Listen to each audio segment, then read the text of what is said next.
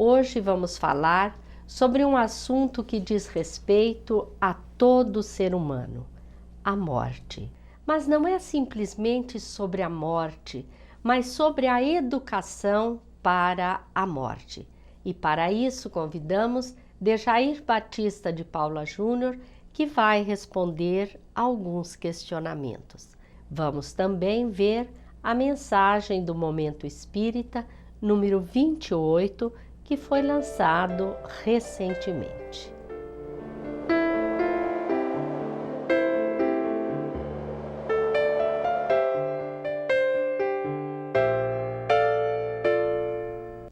Existe vida após a morte?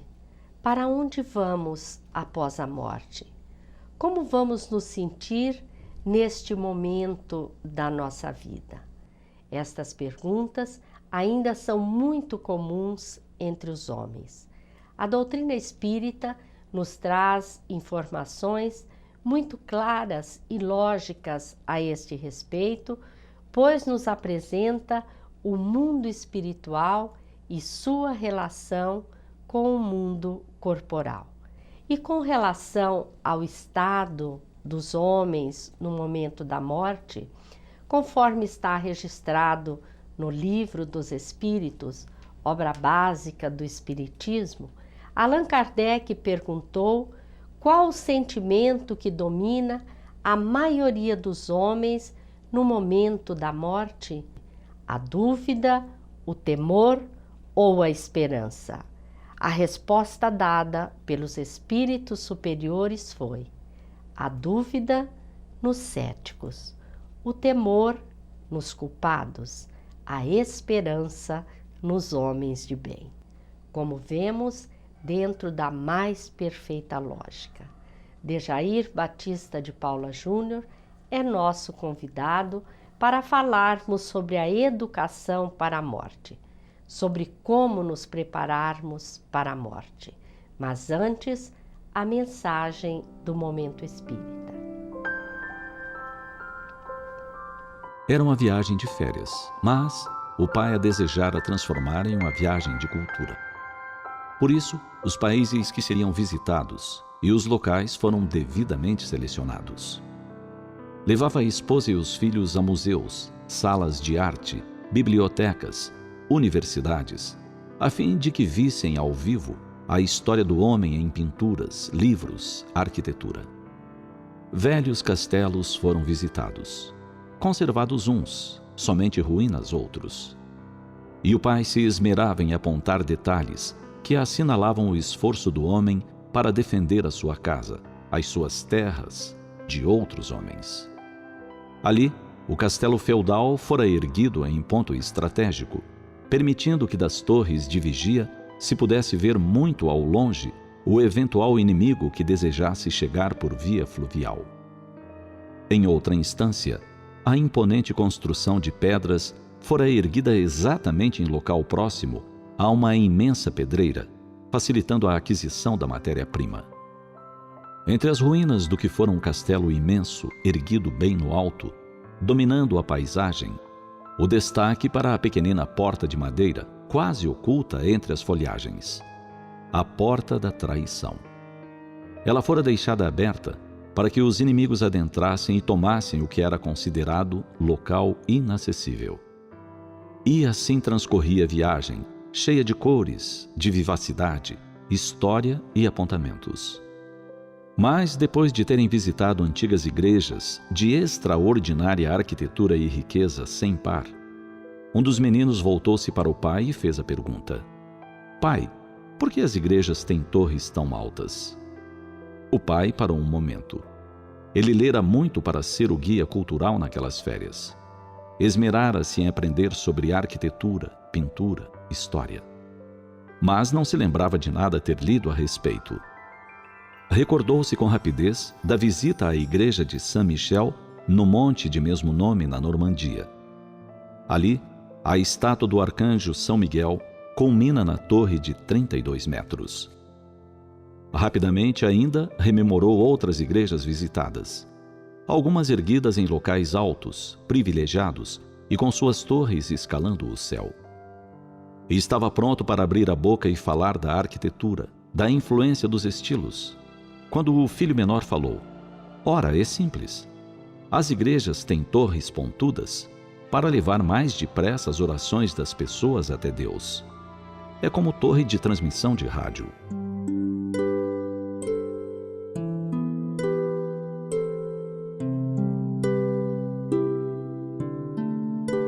Resposta simples de alguém que lembrou que os templos visitados, muito antes da riqueza arquitetônica, dos arabescos, dos estilos dessa ou daquela época, são locais de oração.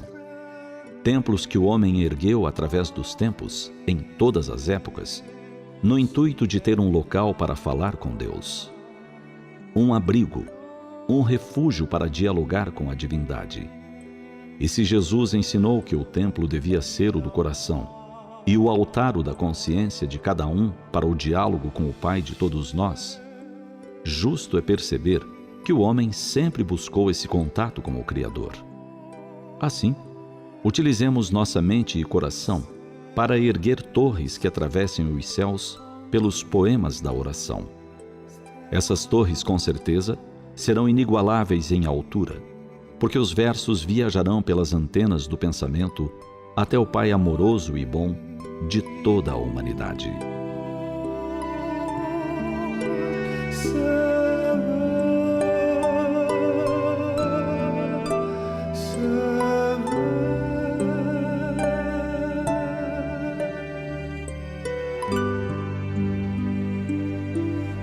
Vimos a mensagem do CD número 28 com o título Escalando o Céu. Estes CDs podem ser adquiridos pelo site momento.com.br. Agora vamos conversar com Dejair Batista de Paula Júnior, vice-presidente da AMEN, Associação Espírita de Maringá, sobre educação para a morte. Olá, Dejair, é muito bom ter você mais uma vez no programa.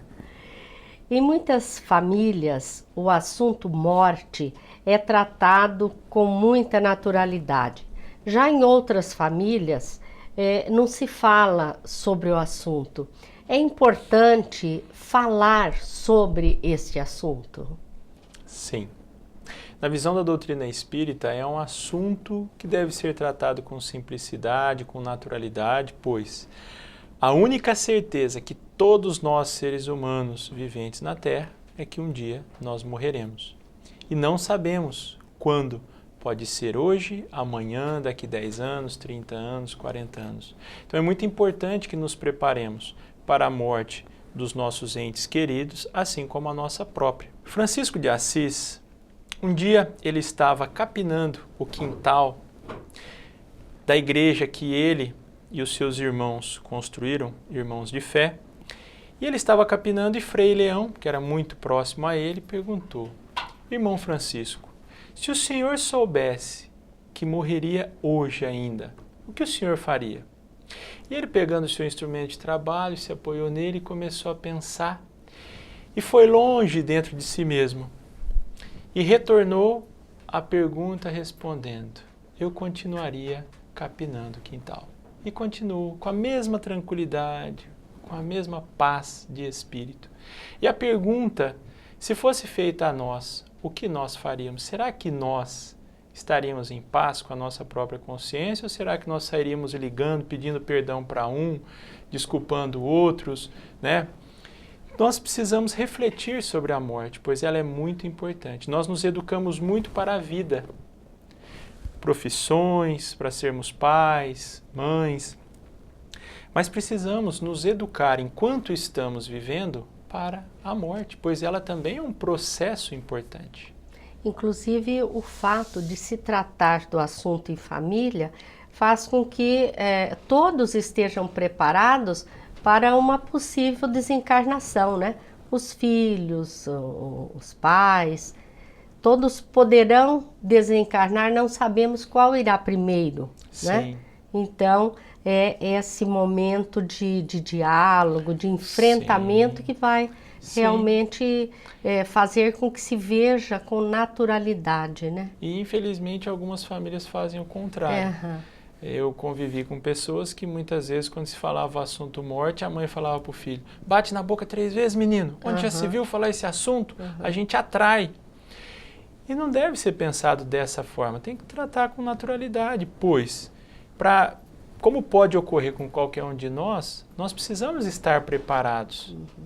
E isso é algo que a doutrina espírita trata com tanta naturalidade, com tanta calma, paz do espírito. E este é um dos motivos pelo qual as pessoas têm medo da morte, né? Sim. Pois que ela é tratada como uma coisa terrível, bate na boca, né? Como uma coisa terrível. Mas a morte, é lógico, ela está relacionada ao mundo espiritual. O que é o mundo espiritual, Dejair, na visão espírita? O mundo espiritual, na visão espírita, se constitui de onde estão os espíritos desencarnados. Portanto, estão em todo o universo. O mundo espiritual, aqui, em uma outra dimensão, nós temos espíritos desencarnados conosco em todos os lugares. Então, o mundo espiritual é onde estão estes espíritos. E na questão 85 do Livro dos Espíritos, eles respondem que, na verdade, o mundo espiritual, esse é o verdadeiro mundo, pois ele pré-existe em relação ao nosso mundo aqui terreno, ao nosso mundo físico.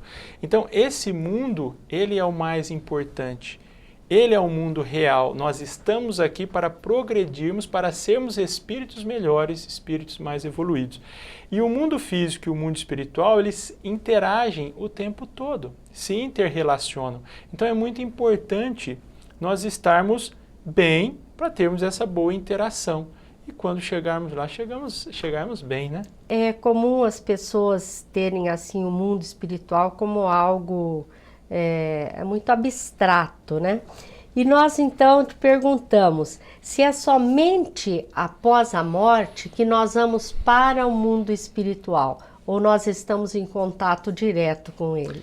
Estamos sempre em contato, e um contato ainda mais direto quando nós dormimos. Porque quando nós dormimos, só para relembrar para as pessoas que estão iniciando, por exemplo, na doutrina espírita, nós somos espíritos e temos um perispírito que faz a ligação entre o espírito e o nosso corpo físico, nosso vaso carnal. Quando nós dormimos, o laço fluídico que liga o perispírito ao nosso corpo físico, ele se afrouxa. Então, durante o estado do sono, nós vamos aonde a nossa mente, antes de dormirmos, ela estava. Nós espíritos, né? Nós espíritos e o nosso perispírito. Então vamos, e nós muitas vezes ouvimos relatos de pessoas que encontraram outras pessoas às quais eles amavam em sonhos, que foi um sonho tão nítido, conversou coisas importantes para aquele momento que aquela pessoa estava vivendo. Então nós temos um contato mais direto, mas não nos lembramos inteiramente dos sonhos, desse contato. E muitas vezes, então, encontramos e não nos lembramos no outro dia. Somente quando há utilidade é que nós nos lembramos. Então, sempre nós estamos em contato. Por isso a importância da oração antes de nós nos deitarmos e realmente fazermos aquela oração com aquela fé, com aquela boa vontade.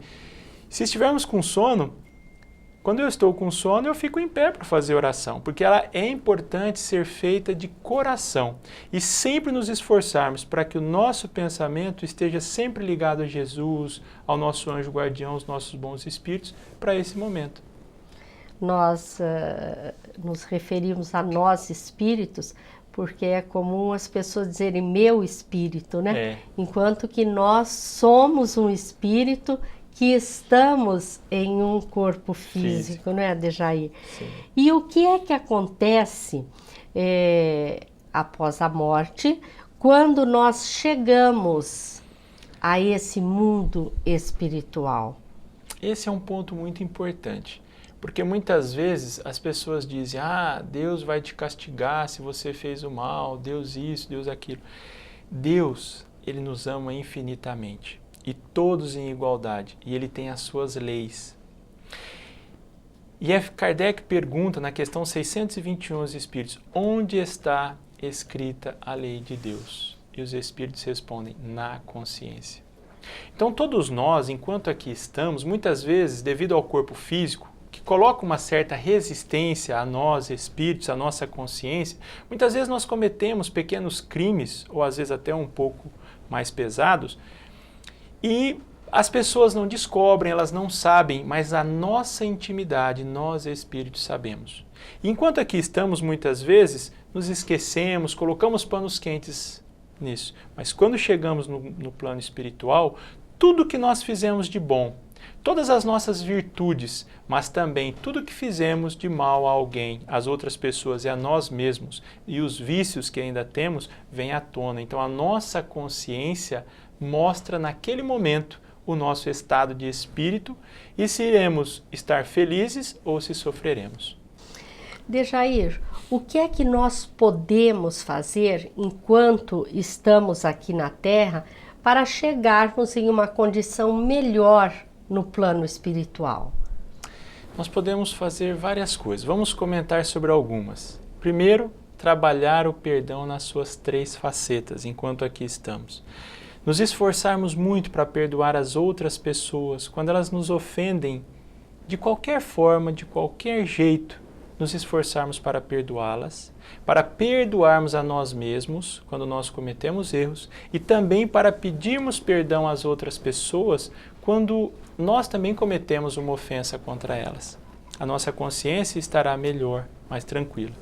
Outro ponto, sermos indulgentes com as imperfeições dos outros, nos lembrando sempre que também ainda estamos imperfeitos. Sermos sempre que pudermos, nos esforçarmos muito para sermos benevolentes às outras pessoas.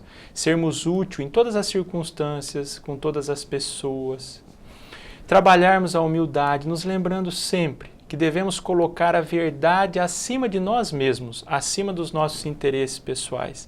Disciplinarmos os nossos pensamentos, isso é muito importante, porque a disciplina do nosso pensamento, nós vamos assim trabalhar os nossos sentimentos, a nossa fala, as nossas ações, porque tudo começa no nosso pensamento. E trabalharmos o nosso tempo, porque o tesouro dos dias é o único tesouro que nós não conseguimos armazená-lo. Todos nós somos obrigados a gastá-lo.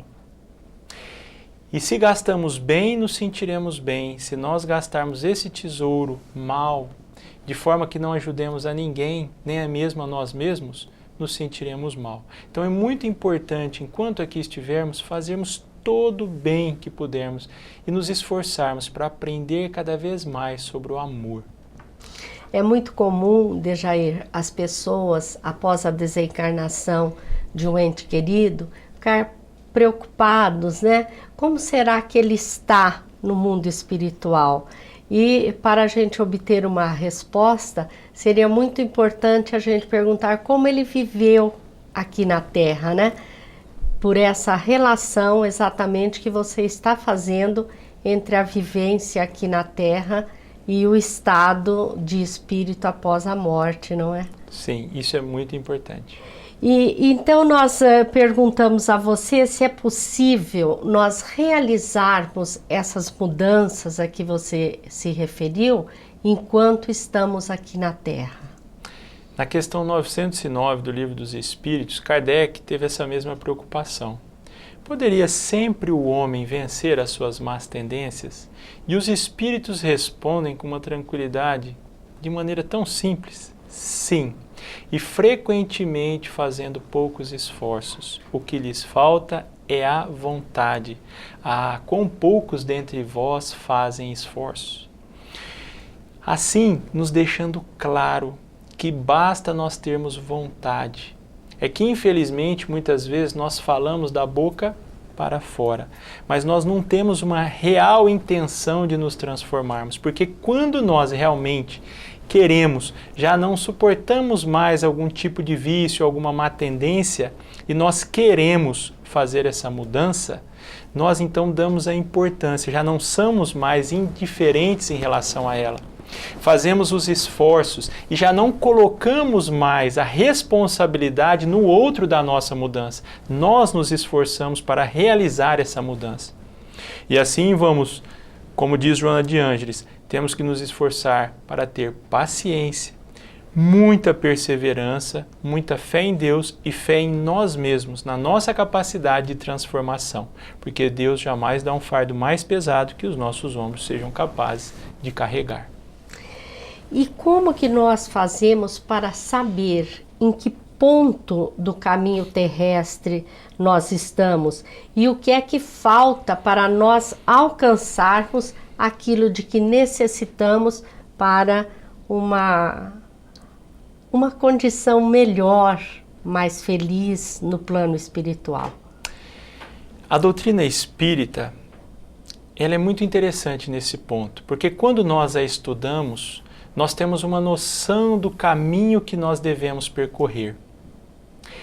E quando nós fazemos uma reflexão sobre nós mesmos, nos esforçamos para nos autoconhecermos, nós começamos a perceber em que lugar, em que ponto nós estamos desse caminho, que a doutrina espírita nos mostra quais são as virtudes que devem ser conquistadas, quais são as mudanças, principalmente na área moral, que nós devemos realizar, por meio também dos nossos conhecimentos intelectuais.